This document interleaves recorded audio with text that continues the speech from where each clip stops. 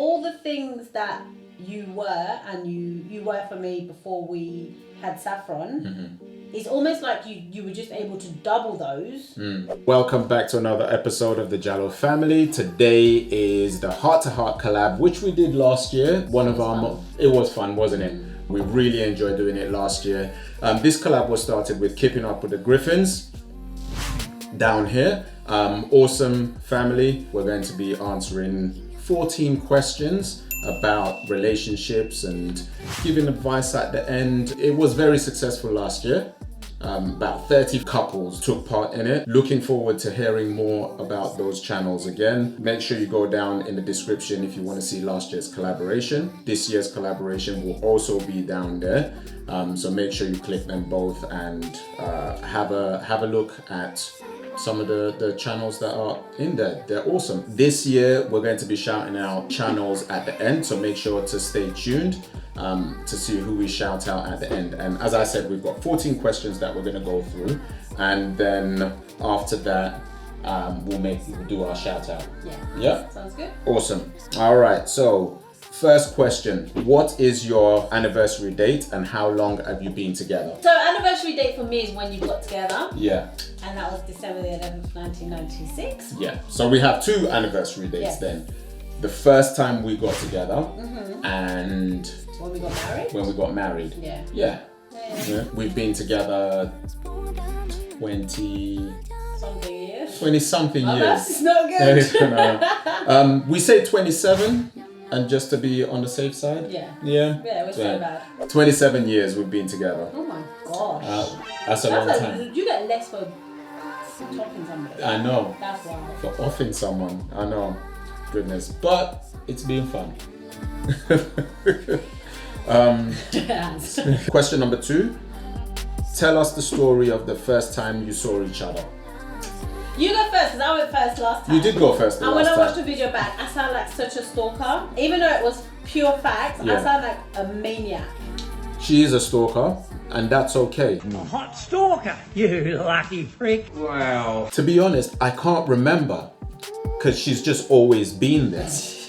But that's because I was stalking you. Yeah. So you were seeing me, but you weren't realizing you were seeing me. I was seeing you. Because I was following your classes and then making sure I was strategically there. So I can never picture a moment where you haven't been in my thoughts or in my life. So yeah, so it's hard. It's a hard question to. She will know. 100%. Yeah, Ruth definitely knows. And I said it before, I said it again. I'm going to roll kind of bit. I said it before, I'll say it again. I saw you running in to get your dinner, your lunch at school. You're running into the dinner hall from the stairs that went out to the black playground to like the PE. So that wasn't the blue stairs. That was yellow. The unpopular stairs. Yeah. Do you know what I mean? No, blue stairs, red stairs were the. Yeah, it was yellow stairs. Was it yellow stairs? Yeah. Because red stairs was when you came in to school. Blue stairs was maths. Yeah. Then green stairs was down to the head teacher's office. I was there quite regularly. And then so that must have been yellow stairs. Yeah. Must be, isn't it? Yellow stairs. Yeah. So you were coming in from the yellow stairs, running across the dinner hall into the queue. And you remember in Kingsdale they had 2 dinner halls, innit? Yes. But they never used to begin with. They had one that was like the built-in where the kitchen was. Then they had like this makeshift thing where they'll bring out the trolleys and the hot plates. You remember? Yes. It was that one that you were running to, and then I thought they weren't going to serve you because the dinner line's closed. They were packing up. The woman turned around and went to this thing that she had on the side and gave it to this guy. I was special. Yeah, they always used to look after me. Like my lunch would be ready. I go in and they would just serve me. So, but it pays to be a nice person, and that's what used to happen. I was a nice person, so they looked after me. So when I saw you, the word said, I'm gonna marry him. That's him. Question number 3 is, what qualities or traits do you see in each other, and what's your favorite? Because I always go first. That's okay. That's You want absolutely thinking okay. time? No, I know my trait things. or quality? No, go on, Yeah. you know. Traits that I see. A list of them first. Ruth's driven. She's loving. She's caring. She's dependable. She makes life easy sometimes. But my favorite quality about her is probably the driven side. Just before we started this video, we did a theory of change, and already, which is back there, and there's a video coming out of that, so make sure you look out for that. She's always got the end goal in mind, and she's got the steps of how to get there. So I love that about her. Aw, thank you. That's so nice. You're welcome. I didn't know that. But it's true though, if you think about it, why do we have this mindset of, oh, these people can do these things but we can't? We can do it. We can, but it, like I said, it's scary. So, Yeah. and that's why it's good to have somebody like I you have to hold your hand. on side. So, was it favourite qualities? So it's what are the qualities that you see Okay. in the person, and Okay. what's your favorite one? Resilient, dependable, loving, clever, funny, disciplined. Keep going. Can you not? You're not the type of person that's like, like, I don't know, like content as well. Like you're one of those people that is like, I want this thing, I would like this thing, or I would like to move in this way, or have this thing, or get our family here. But you're not like, if you see somebody else with it, you're not envious or like, why don't I have it? Why don't I have it? Why don't I have it? Like you're other people's cheerleader as well. Whether you're close to them or whether you're not, like you're always like gassing other people up, hyping them up, like celebrating other people, which I think is quite unique. So yeah, I think one of my favorite ones is that you're solid. Does that make sense? What, you mean like a groundhog? Like Groundhog Day. No, like you're solid. I feel like when I picture this, it's like that I'm a kite. Yeah. Do you know how out of control kites can be? Like they make unnecessary noise. The wind is not that serious. They go high in the sky, you can't even see them, but you know they're there somewhere because they're making noise. There's only a thin string. Yeah. But they're up there living life. They bring people happiness. You know, like I feel like I'm a kite. Yeah. And I feel like you're the just strong thing that makes the string not break. In making sure you pull the string back when the wind gets too much. Making sure you let the string back up. It's like you give me that grounding that I can be like, oh, I'm kind of wild, but I know like I'm safe to be wild. Yeah, that's probably what it is. You provide a safe space for me to be just who I am. Nice. I didn't put non-judgmental in there. Okay. Yeah, because I'm always judging you. You're always judging That's me. absolutely fine. That's okay. I can judge you. Question number 4. What is? Start question number 4 again. So I was looking at you like this. That's all right. You're in it yet. All right. Question number 4. What is the biggest lesson you've learned from each other? You go first. Oh my god. One of the things I'm trying to not bring into 2023 is always going first. Do you know what I mean? You know what? That's okay. Sometimes somebody needs to go first. You know. Sometimes being a support Yeah. is to create a platform for somebody else then step back. Do you know what I mean? It's true. Yeah. She hasn't thought about her questions. You see. What was biggest it, the thing. biggest- The biggest thing you've learned from each other. Oh, I know. Yeah. Well, then go. Give me some time to think. That you don't need to like stress and worry about every single thing. Like you really taught me to just chill out and relax, and you know what, that thing happened, like it's really not that big a deal, or if it is a bigger deal, it's like you allow me to separate the thoughts and the emotion. Okay. Like it's okay to feel this thing. In reality, this thing is not a big deal, but your feelings are valid and it's okay, and you help me step through the separation of those two.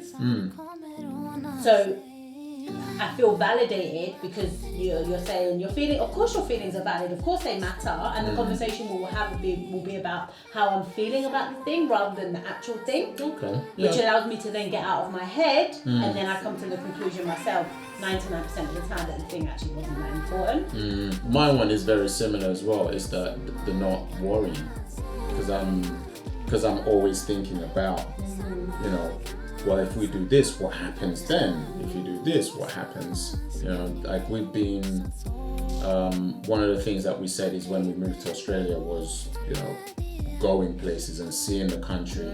And one of the reasons being that I'm always worried about finances, and I'm always worried about time. And so You've taught me not to worry so much about those things, but also enjoy the now. But you also have to remember, I love the stuff that happened in our, I don't want to say formative years, but our like teenage years and early 20s was that we didn't have.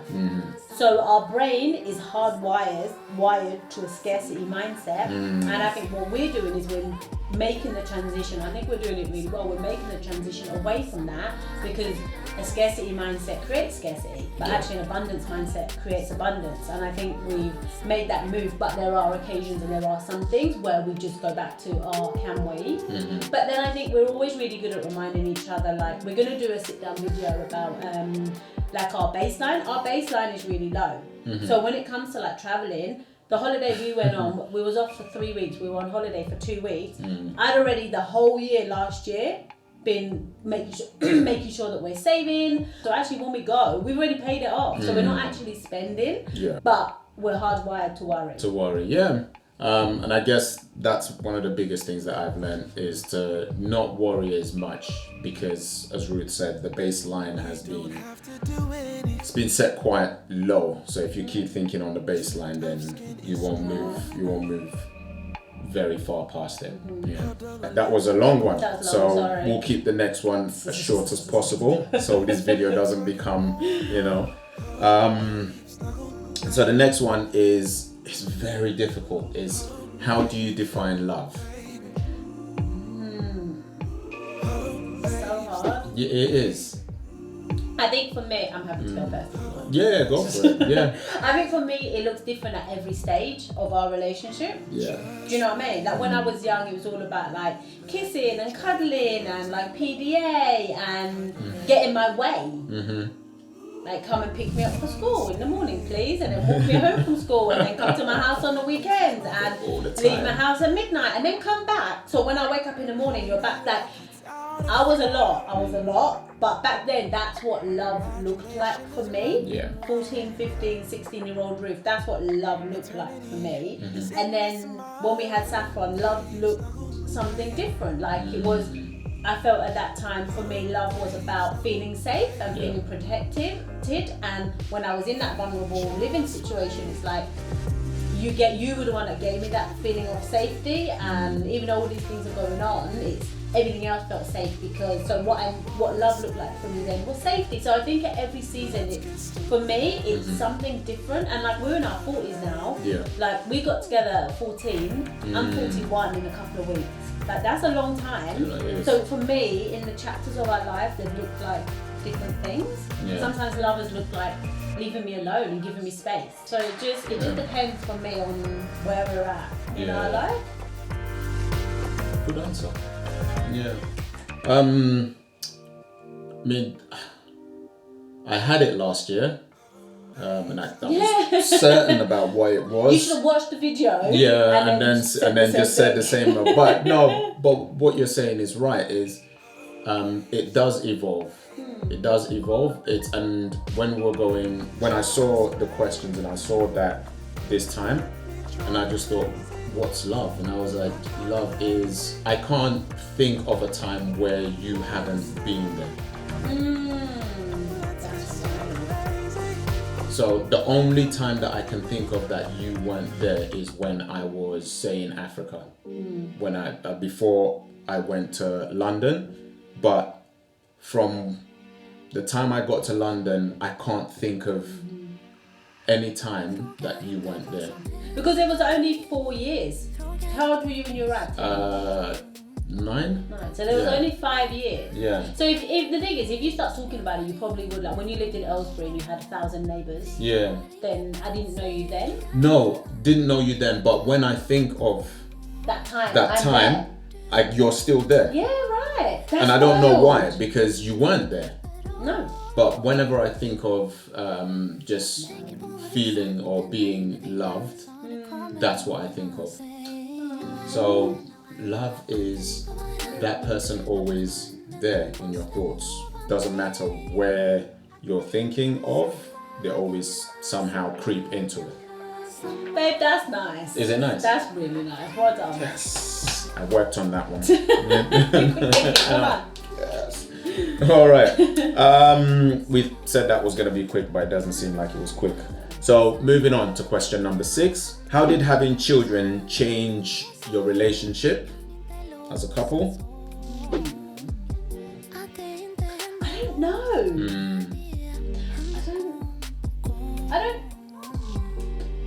I don't know if it did. I don't know if it did because all the things that you were and you were for me before we had Saffron, it's almost like you were just able to double those and we just became like a little team, like the Three Musketeers. I don't know how it changed our relationship. I don't know, it's like 22 years ago, so nearly 23 years ago, I don't know, but if it did, like I feel like it wasn't in a massive way because even though we were far pregnant at 17, we had the wits about us. I sound so old. We had the wits about us. Our wits. Our wits were all about us. We had our wits about us that actually the child was going to fit into our life. Yeah. Does that make sense? So we weren't like, I'm not going to say what we weren't like because it sounds judgy, but we were just those people that she fit into our life. I'm sorry, we got to work McDonald's and JD and Sainsbury. We got to go to college. Well, I got friends. I got to hang out. Like, you're going to have to make this work, Saffron. Can you work with us? Work with us, yeah. And she did. Like, she was literally the perfect child. So I don't know if she changed our relationship. I think there probably was a few real pinch points where we were both taking our exams, and I think we didn't argue, but there was a little bit of passive aggression where it's like I don't know, even though we saw each other like pretty much every day, there were set days where you would take her and be just you guys. And then I think that we had like a beef around like a couple of those days where you were like, oh, can I not take her on Friday? Can I take her on Saturday so I can revise because I've got an exam on Monday? And then I always do the most. So I was like, I've got an exam in 2 weeks. I need to revise too. And it's like, your exam's on Monday. I need to chill out. Do you know what I mean? So I think there were times like that where we would try and figure out. We were just trying to figure it out. We're trying to work, raise a baby, do exams, all of that stuff. So I think we probably maybe argued a little bit, but I feel like it was a period of a month and it was a period of those exams. And in the end, we were still like, what's in the best interest for Saffron? The best interest for Saffron is a routine. So take her and we're going to have to figure something out. It didn't necessarily change because we were kids. We were kids. We were still we were just finished school, so we hadn't really established a relationship as it were, because we were still trying to figure out ourselves out, figure out who we were and what we liked doing and all of that stuff. And then Saffron came along, so she was part of our relationship, so it didn't change it because she was part of it. And she was like the easiest child as well, so like literally I remember a time where people would argue over looking after her. Like Lena and Sarah, even Uncle Hassan would be like, oh, babysit. My mum's like, no, if any babysitting needs to happen, it will be me. Like, so I think we were fortunate that we had such a supportive network around us that when we needed time, either to ourselves or together to go on a date or to go like buy furniture for the house or like anything, there was an abundance of people that actually wanted to have Saffron. So I feel like we didn't have the pressures that some people have if they don't have that support network. So I don't think it changed too much. No, I can't. I don't know. I guess for you to, I guess because we didn't have a long relationship before she came along, we wouldn't have known how she changed it, because it was almost like 3 years. 3 years. Together, we got to, 14, and then pregnant 17, she came in with 18. I suppose that it wasn't a change, but it cemented something. I always, from the moment I got with you, I always felt like safe. I don't know what it was, but I always felt like safe and just safe. And I feel like when I then had her, she was born on Monday, and then that Friday, we didn't live together at the time. So our maid lived where he, I don't know if you want to say. Yeah, well, You didn't care. Oh yeah. I was in care. Yeah. I don't want to put your business No. out there like that. It's our business. Okay, cool. Ahmed was in foster care. So he lived in that. He was. Why am I stuttering? Like I can't talk about this. Ahmed was in care and he lived with his foster family. Yeah. I wanted to say in the home, but not in a children's home. I need to chill out. Ahmed was in the home with his foster family and his brother. And I lived with my mum. And I just, I had her on the Monday, and then on the Friday, we'd already discussed, we'd already said, like, we're both stuck, like, you need to have time on your own with her. For some reason, my mum wouldn't let you stay over at my house, which makes no sense because we've already done the thing that she was worried about. Principle of the thing. The principles. Makes no sense. Made our life so hard. But all that to say, I had her on the Monday. Ahmed took her on the Friday and had her at his house from the Friday to the Sunday. Yeah. And it was in that moment I was just like, I always felt safe and I knew that you've got me. But in that moment I was like, he's got us. I'm going to do quick ones. I know, right? We said we're going to do quick ones, but you can't ask me to not. talk about how much I love this man and then give me a time limit. Do you know what I mean? Oh my gosh, I could talk all day. So, if you're new to the channel, please make sure you subscribe if you haven't already. Question 7 is, what movie or sitcom couple would you liken your relationship to? Oh, would you liken it to? Yeah. Oh, hold on. Let me read the question properly. What movie or sitcom couple would you like our relationship to be similar to? Okay, fine. You know, Doug and Thingy. Doug and Carrie. Yes. Doug and Carrie. Been pretty busy myself. Wrote a little song.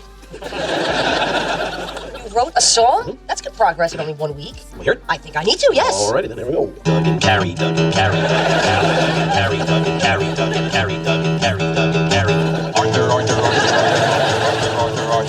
Yes. Carrie, yeah. Do you know why? Because she's the serious one. Yeah. And she has the responsibility on her shoulder. Yeah. And he's the kite. Yeah. So I would like our relationship to be like that for a while, just for you to be the kite. Yeah. Facts. Oh wow. Quick. Nice. I've been waiting for that question. All right. It's the only one I've pre-planned in my head. The Dumfies. Phil and Oh yeah. So it's quite similar where he's not serious about anything. Yeah. That's interesting that we both chose something similar. Yeah, he just gets on with life. Yeah. And he loves his kids, he loves his wife. I was out of control growing up. There, you know, I said it. And I just don't want my kids to make the same bad mistakes I made. If Haley never wakes up on a beach in Florida half naked, I've done my job. Our job. Right. And he just gets on with life. I like that. Question number 8 is, what is something that you think we both have in common? We want to break cycles that we both have in our family. Yeah. And we want to create generational wealth for our children. That's a quick one. What brings you the most joy in our marriage?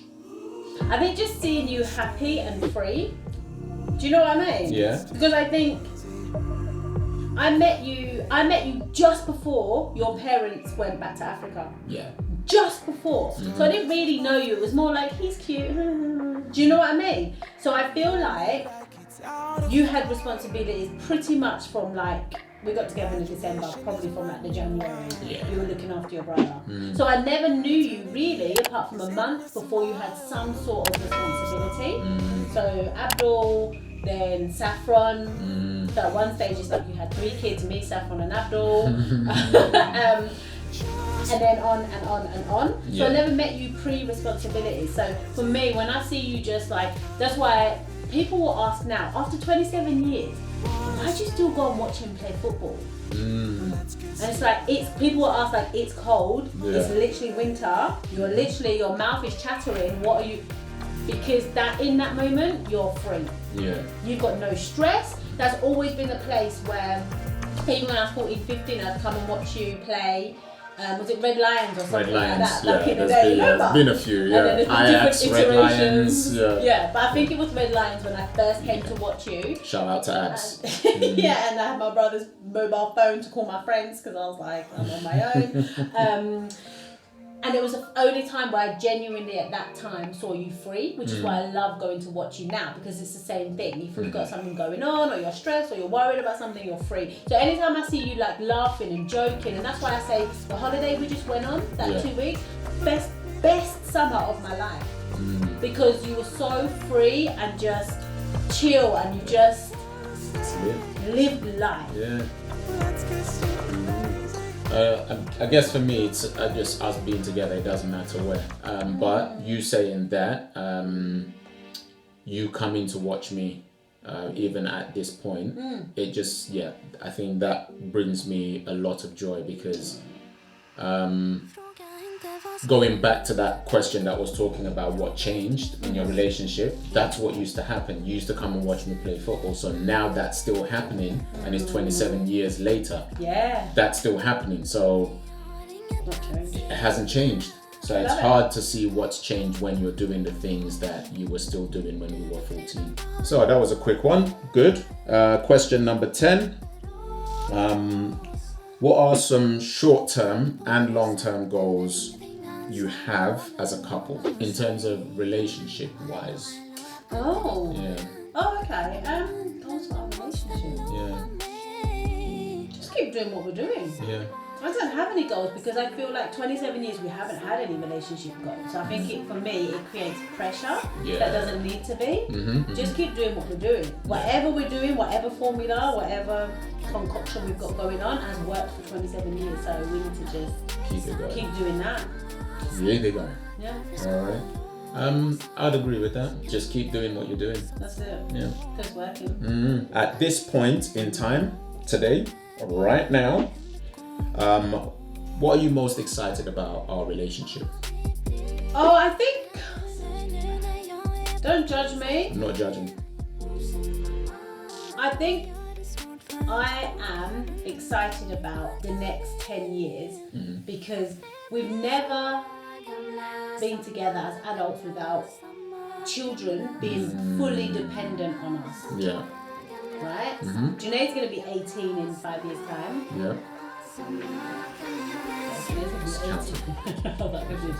He's going to be 18 in 5 years' time, by which time we'll be 45. So we, in theory, I hope to God we're not, because I hope he does live it forever. Why would he not? He can! I said that to him the other day. He was like, yeah, and he was just backing away. Just think about it. I moved out at 18. Yeah. Right? So Saffron moved out at 22. So in the next around 5-7 years, he's probably going to move out. We're actually going to be empty nesters. We could be empty nesters by the time we're 45. But you don't need to. That's the thing. They don't need to move out. That's what I'm saying. Yeah, isn't it? Yeah, Yes. It's true. They can stay Saffron, here. come back home. Come back. Come back. Just, you don't need to move out. But yeah, we could be empty nesters by the time we're 45, and we have never had a relationship as adults with no dependent children living at home. Ever. Think about it. Yeah. So that's going to be a new chapter in our life, and I think that's going to be a new dynamic, a different dynamic. Yeah. We don't have to do anything. So I'm looking forward to that, to see if you still like me. I would always like it. Most excited. I think more traveling. Nice. More traveling. And just being with you in different places and seeing, experiencing new things with you. Oh, I like that. Yeah. And whether it's with the children as well or it's just us, doesn't matter. There's so much with it. Appreciate it. You're welcome. In what ways can we continue building, strengthening our relationship? I just think communication. Communication and tolerance sounds like a bad word, but it's like that acceptance and communication. Yeah, I think tolerance is a good word. Yeah. We don't use it much. It sounds bad that, But oh, I it's- tolerate that. You do, and you have to tolerate a lot of things, and I think that's where a lot of people, for my humble opinion, do go wrong because they can't tolerate each other's things. There are certain things that people do that you have to tolerate.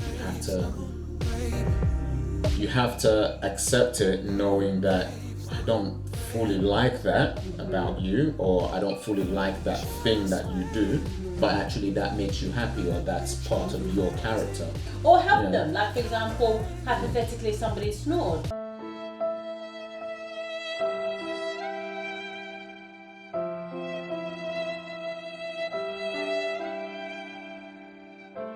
And you got 2 hours sleep a night. You could support them to go to a sleep clinic. Can you not? Yeah, so with some people that can be a deal breaker, but Can you imagine? But Ruth With a tolerates boyfriend that. she snore. Exactly, but there have been people who have broken up and have divorced because they snore, because their partner snores.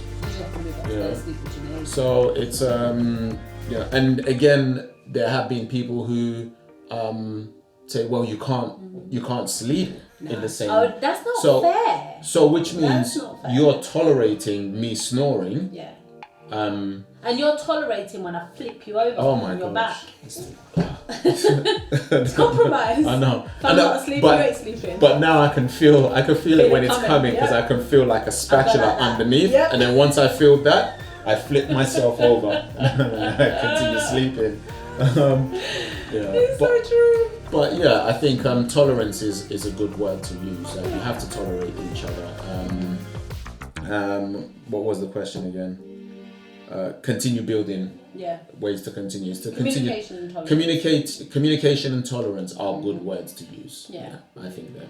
So number 13 is what's your love language? You know what it is, Mr.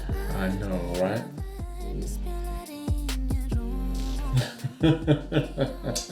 Physical touch. Physical touch, yeah. I don't think any of the others. No. Yeah, quality time. Quality time. But quality time related to physical. Yeah. Don't say that. Touching me. That sounds weird. But if you can see, you probably can't. But like even both my legs are on him. I can't do that.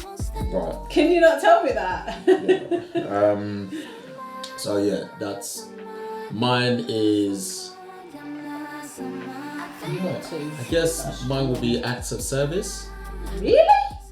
I'm not sure. You know what? Disclaimer, I'm not too big on the whole love language That's not and your love understanding language. the love language. I'm not sure about all of them. I know there's quality time, acts of service, physical touch. What are the other two? Yours are words of affirmation. Words of affirmation. And quality time. Okay. So to win, it's us sitting on the sofa, him touching me. So we're both doing quality time. You're touching, so I'm happy, and me telling you how awesome you are. Oh, Perfect that. evening. Yeah. Yeah. Yours is not acts of. I wouldn't say. I don't think yours is acts of service. No. But you know, there's love languages where you receive and then you give. Yeah. So my love language to give other people is words of affirmation and buying them shit. Okay. Yes. Like, I'll tell you you're great and here's a bunch of flowers. Yeah. That's how I show love to people, but how I receive love is touch me. Okay. She knows what I like, so let's go with that. Yeah. Okay. Question number 14. I'm excited. Based on your own relationship, marriage, what advice could you offer to other couples that may help them in some way?